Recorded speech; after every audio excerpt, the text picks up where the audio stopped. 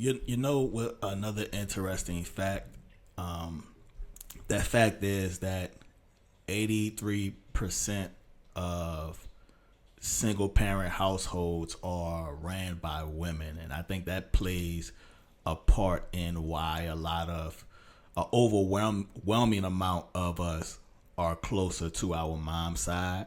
But that 17%, I want to shout out to them too. I'm not going to leave them out. I want to shout out to the 17% that of those single fathers out there who holding it down. Yeah. You know what I'm saying?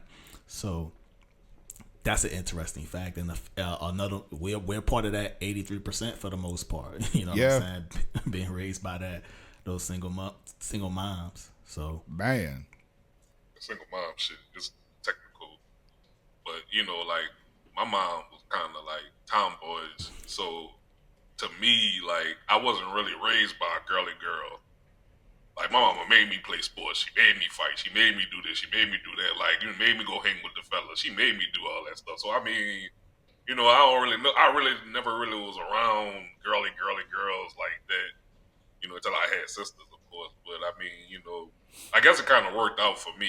Some, like you were saying, like woman can't teach you to be a man.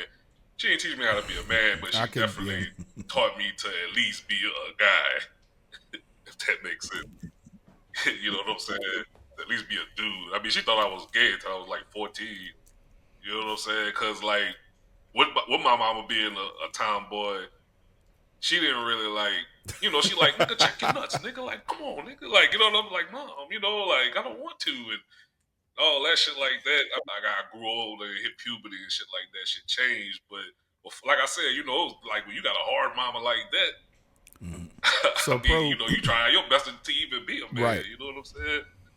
And being the man of the house. You the man of the house, and you got like somebody that's trying to toughen you up when she don't even have. What do y'all think?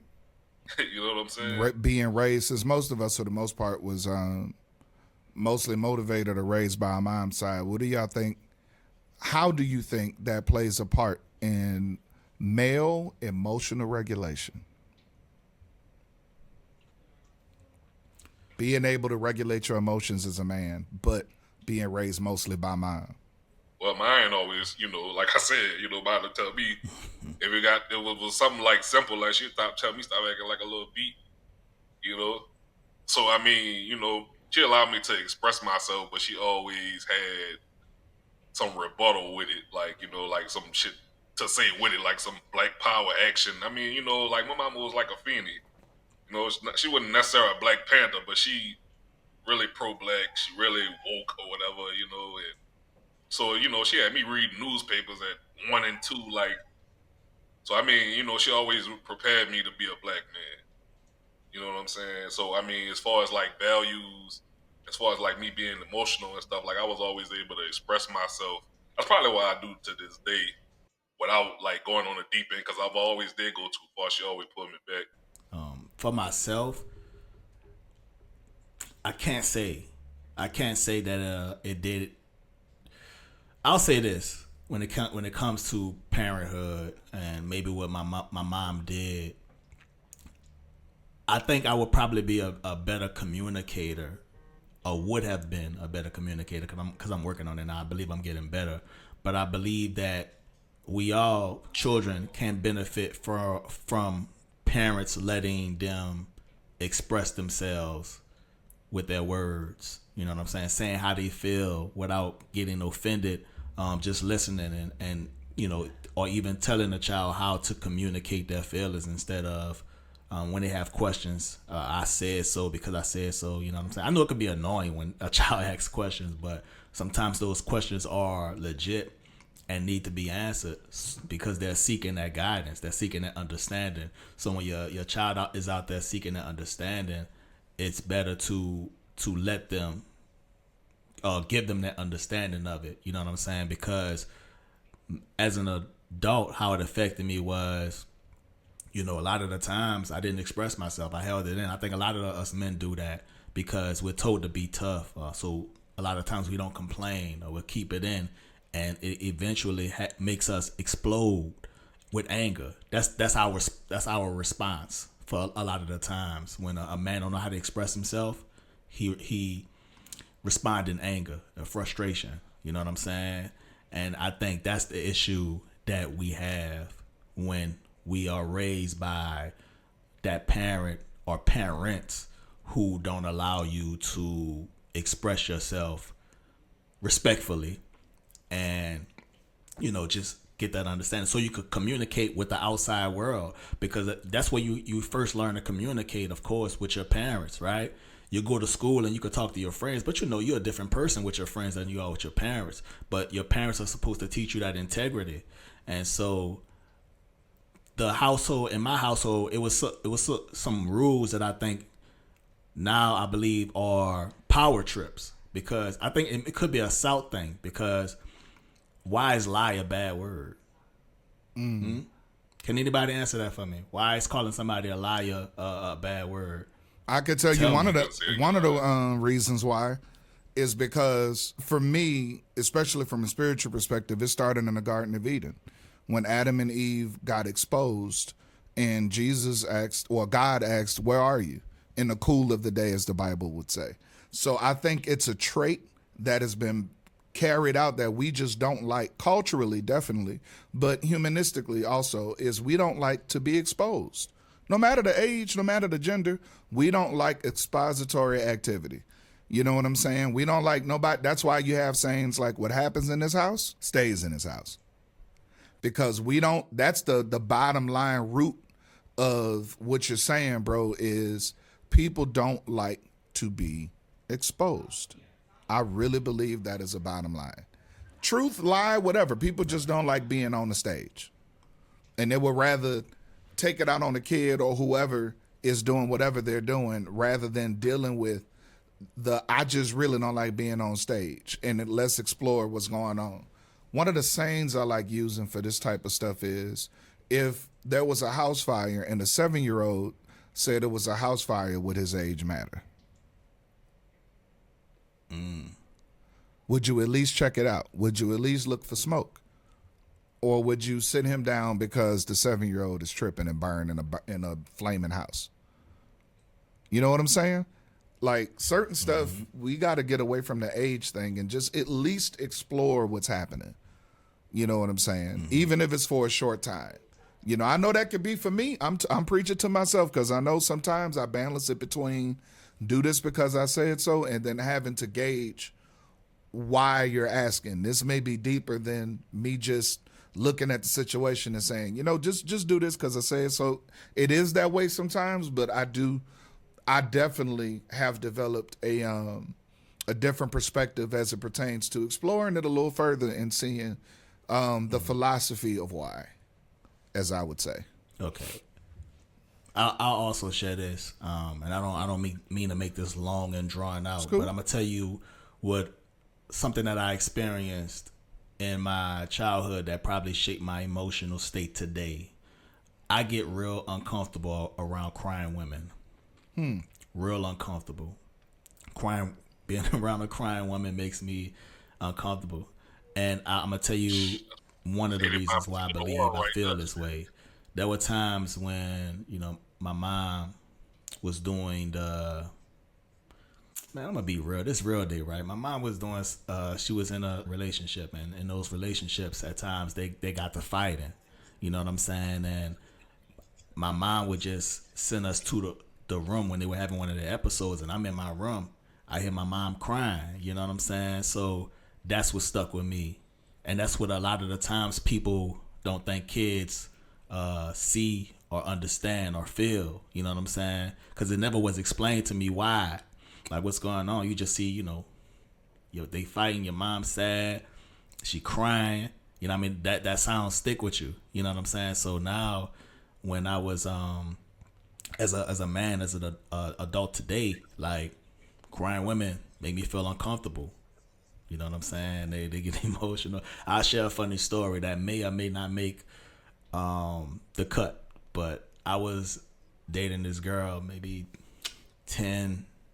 That was longer than 10. Let me stop before I get in trouble. It was like maybe 2009. 2009, I was dating this girl, right? Her grandma had passed away. And she still wanted to come over, and I'm like, okay, I guess you must not be too much sad about it. You know what I mean? You still want to come over. So I'm like, all right, cool. She came over. She was in my room watching Keeping Up with the Kardashians. That's the show that she kept watching. Or she watched faithfully at that time. And all of a sudden, she just started crying out of nowhere. And now I'm sitting on the edge of my bed. I'm watching. I'm not even paying attention. But she just started crying out of nowhere. So now I'm on my bed like this. Like do I? Do I give a back rub? You know what I'm saying? Do I say, do I give condolences? Sorry for your loss? Stuff like that. I do feel like when people say that, they just feel like it's the right thing to say. They don't really mean it a lot of the times, and that just could be in my head. But I do think that when people say, "Oh, I'm sorry for your loss," give them my condolences, it's like, are you saying that because you mean it, or are you saying it's the right thing to say? But that's just a question I have in my head. But to back up, but yeah. What else could you say? Sometimes silence. What else could you say? I'm glad your daddy died. That moment, you know what I mean? Like, I'm thinking in my head, like, oh, what do I do in this moment? Because I was never really shown what to do. I was sent to my room. I'm like, I'm already in my room. I don't go in my room in this situation. You know what I'm saying? So, like, that's how adult me was affected by that experience as a child, because I wasn't taught, all right, if somebody's feeling like this, you want to go ahead and do whatever.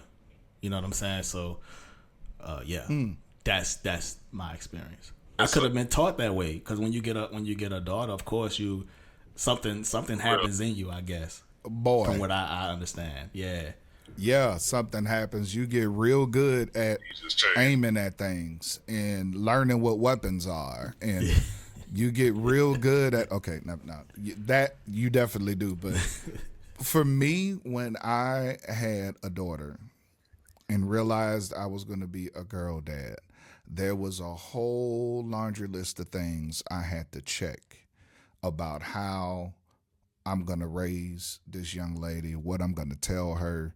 I immediately started getting nervous about the library of knowledge and experiences I have in my own mind, and the things that I've done or not done or haven't experienced or have experienced. It ran me into like a panic. Like, I was just like, man, like, what do I, bruh, whether you're raising a girl or whether you're raising a boy, you got to remember that they're all children.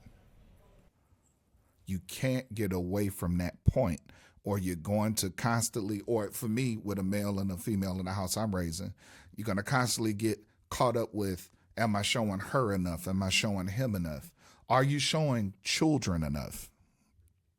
Because certain experiences they're going to have outside of the household are going to shape them also as men and women. And we also got to understand that 80 to 90% of their life in the household, they're not even around us. They're not around us. They're at school. They're hanging with their friends. They're on field trips. If they have extracurricular activities, they're doing that.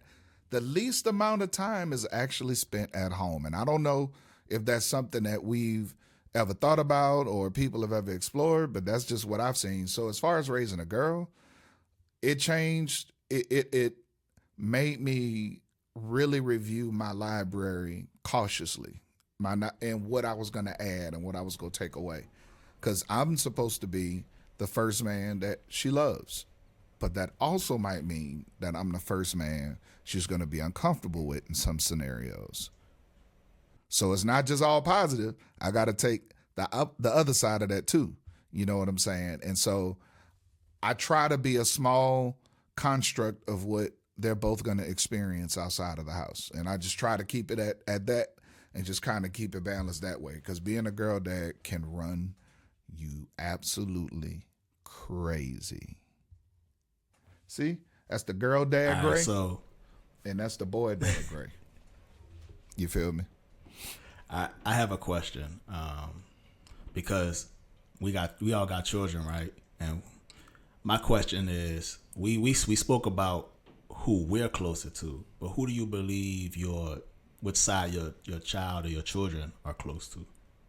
Your side or your wife's side? Like I said, it's different. I swear, like, my son got like my life, like, because on his side, ain't really a lot of people to hang with. Like, you know what I'm saying? Like on my side, that's where all the kids at.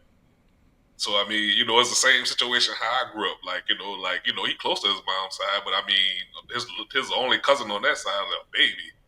On this side, he got buku cousins his age. Mom's side for me, just mostly because of where we stay closer to mom's side. So it's not like a beef kind of thing. It's just Proximity. yeah, that's all. That's really all it is. Because we just recently went to Chicago and hung out with my side, and it was all love, man. Everybody, the kids had fun. I had fun. Everything was good. So it's really just proximity for me that they're closer to mom's side than my side. All right. I do think that when it comes to my boys, they have more people around that age group on my side. And we do happen to spend a good amount of time with my side. So I'll have to give my side the W on this, even though my side is not the best side. You know what I'm saying? I would not give them that credit because on my wife's side, I think is even though I've only met a few, I haven't met the whole family like that. She met I believe she met more on my side than I've met of her side. But with that being said, it has been less drama that I've had to deal with on her side, and she had to deal with more drama on my side. So, you do got that dynamic. But I do believe that the children, or our children, are probably closer to my side. I'll have to ask them, but I think it's probably they see my side probably a little bit more. Even though the proximity is far, like we got to come to New Orleans to see my side. But when we come to New Orleans, if we not by them every day, it's almost every other day because my mom is calling me like, hey, where you going? Where you at? You know what I'm saying? What you got planned for the day? So we go stop by over there. And at times their cousins are over there as well. So they get to kick it with them for that time. And on this side of town, their cousins are a lot younger.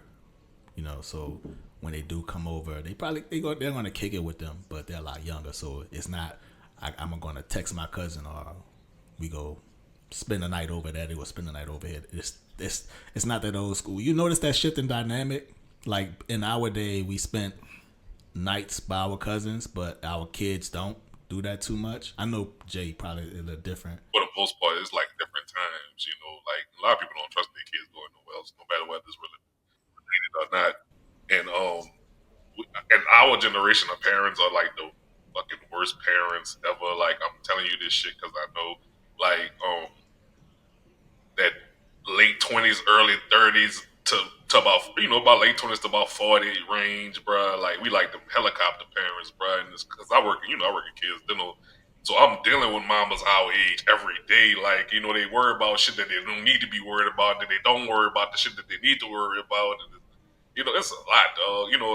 And if they kind of like how my mama raised me. Like my mama always did ask me like uncomfortable questions, like did somebody touch me if I go by somebody else and shit like that. So I mean, I'm like that now. So if guy goes somewhere, I'm like, somebody touch you? No. For sure. Okay, just making sure. You got to ask them questions these days. I don't know. I guess it's just a different time. Men are more creeps now than they was when we was growing up. When we was growing up, it was mostly like drunk ass uncles and shit like that. But now you can't trust no damn body around your kids. I better let my son go plays and shit. Like I don't know, it's just paranoia you got. You watch too much TV, read too much, seen too much happen in real life, seen too much happen in the news. It's just a lot, man. Them children is part of my country. Is them children are precious cargo. You know what I'm saying? It's just and that'll go back to when we was talking about like fathers and stuff. And like, even though my dad wasn't around much, like when he was around, like he was very emotional, very like affectionate, very kissy huggy type. I had to like tell my daddy like I couldn't kiss him no more because I was too ashamed. Like at a certain age, like because that's how he showed his love. Like he didn't really give much, but he hugged you the hell out you and kiss you. That's how I do my son. Like my son almost big as me and shit. I still hug him and kiss him on the head and stuff like For that. sure. And I don't that's know. pretty It's just, dope I guess that it you just mentioned depends that, on 'cause what not you a lot use. of fathers are affectionate like that. Right. I kissed my son. This gonna be hands. Yeah, we real sissy over here, though. I ain't gonna lie. We Like, play my around son.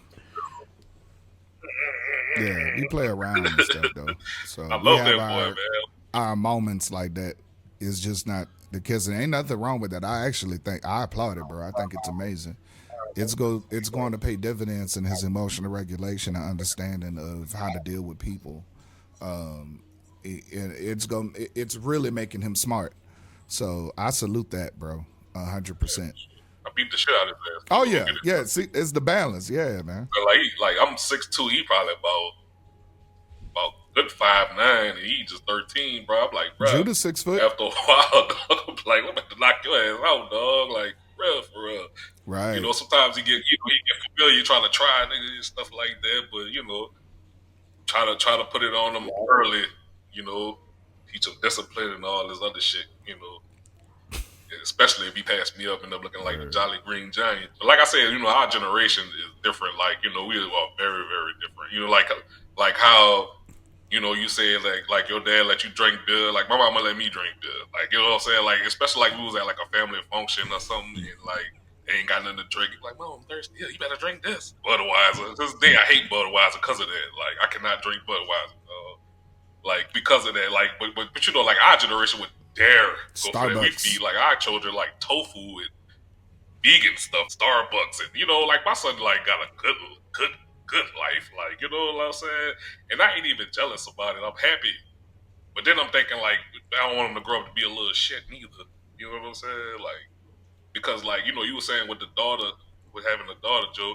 And me and my wife talk about this all the time. Like, you know, when we do have a baby, and like I always say, like with a daughter, like ain't nothing you could do that ain't gonna set her off to do something fucked up. Like, you know what I'm saying? Because it's like if you raise her too good, then she gonna be sheltered. If you don't raise her at all, she gonna be wild. If you fuss at her too much, she gonna rebel. If you don't fuss at her at all, she gonna be a hoe. It's like, what the fuck do you do? Like my sisters.